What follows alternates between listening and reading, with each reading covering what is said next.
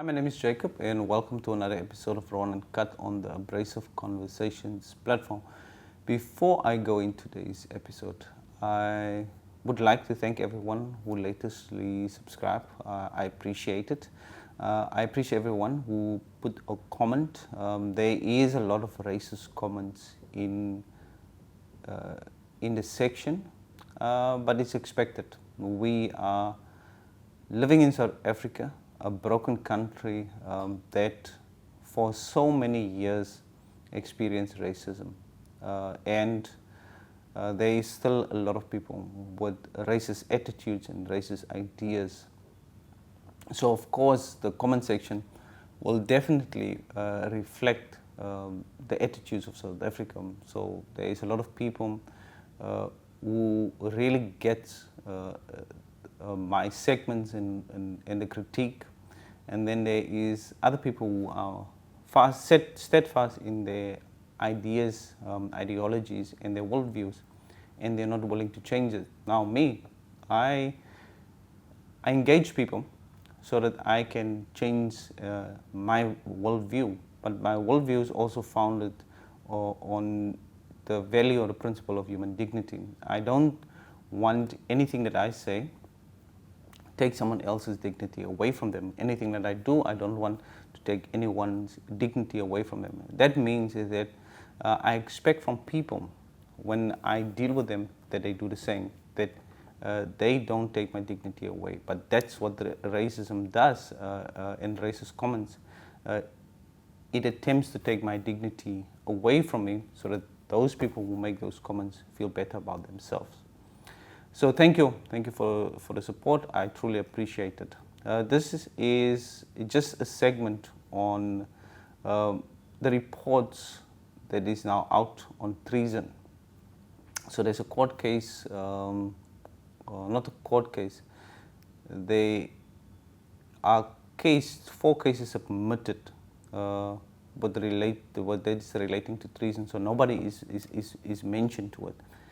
So the question I had when I saw this treason thing is that the visit of internal parties like the Cloete community, the DA's visit to the United States, and AfriForum's visit to the United States, can we consider this as treason? Did they do anything that want to overthrow the South African government?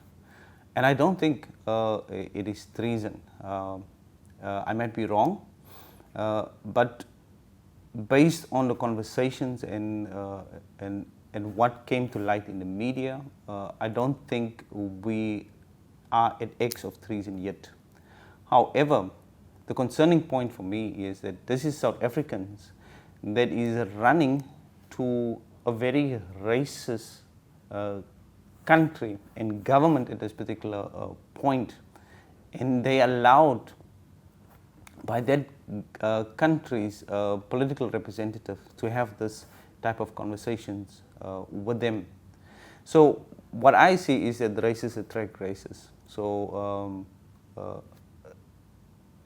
they are like, and because they are like, they like each other's conversations. Now I saw this coming. I saw this coming since 2016, because since 2016 there was this rise of right-wing politically commentary on the net. It's on websites, it was on YouTube, and there was no censorship with these conversations. And this led to the first term of Donald Trump, and since then it progressively got worse. Now it got worse because people have phones in their hands, and everything that is said on these phones, people take as the truth. There is no fact checking. Even social media doesn't even want to fact check a lot of the things that people are saying. So people growing up with this device start believing that everything that this person is saying through this phone is true. And in many cases, it's completely, utterly trying to persuade you to buy into this right-wing ideology. And that right-wing ideology is to put super wealthy people in power, making you believe that you might get there, and there's no way that you would get there.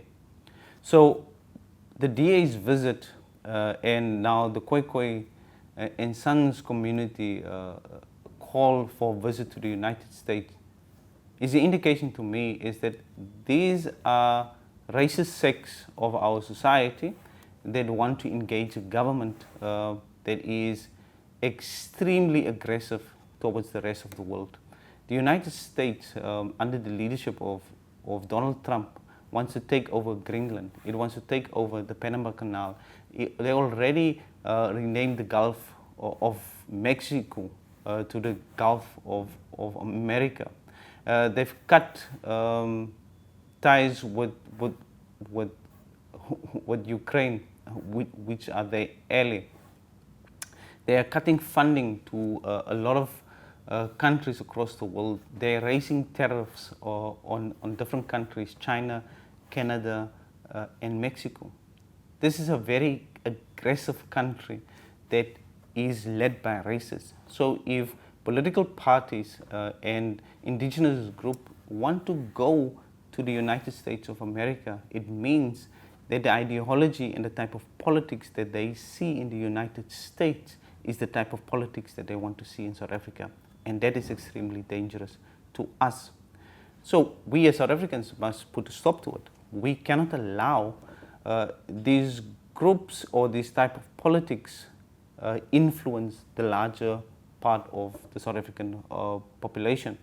So these are minorities. The DA and the people who went there is a minority of the voter base of the DA, and the same as AfriForum. They that went to the United States, it's just a small base.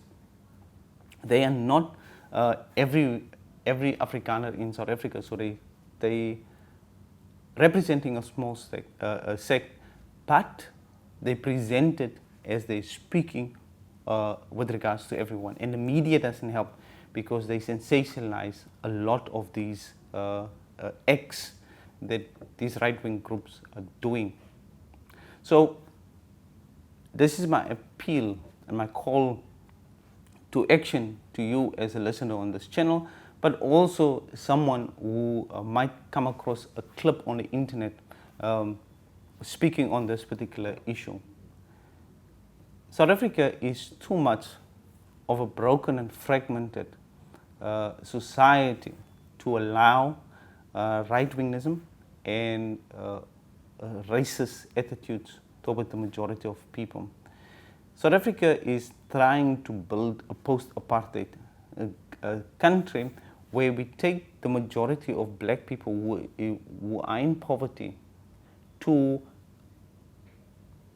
a part or to where they don't have to be in that situation.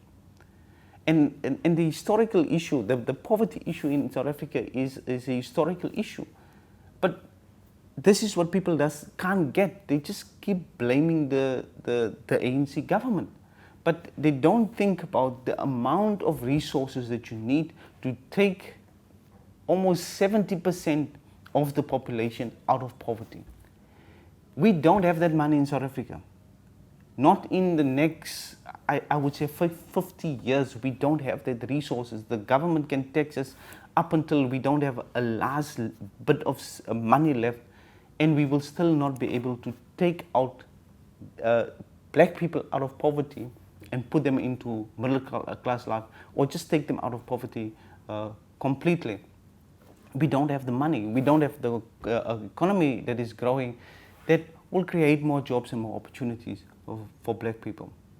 That is our reality. So the politics of these groups that is going to these different countries is just want to fragment it. I would appeal to them, and this is my call to action to them, is do something about it. Do something in your community. Do something about it. You can blame the government up until you're blue in the face, but it's not going to change the reality of the people that is within your community. So if you are a farmer that is living, who have land next to an informal settlement, rather sell that or give that land to the government on the conditions that you build houses and infrastructure for the people of that informal settlement there. That would already help a lot of the poverty in that piece of place that you're giving. If you are an indigenous leader like the Cloete and San community, instead of being racist or right-wing or whatever, do something about the children in your indigenous community.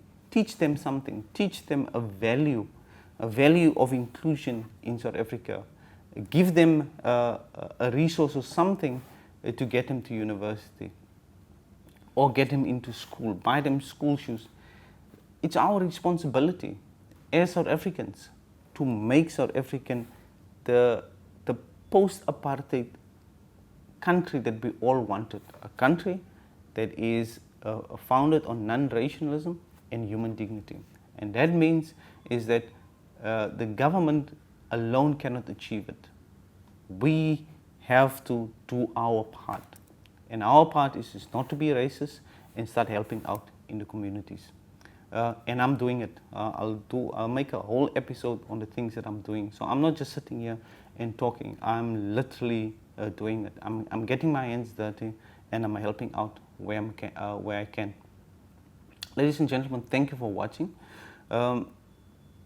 I wanted to further talk about the South African foreign policy in this episode, but I will make another episode on the South African foreign policy because there's something interesting that Lamola said with regards to South African foreign policy, and that's we have a foreign policy of non-alignment.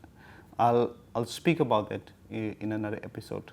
Thank you for watching, and I'll see you guys in the next episode.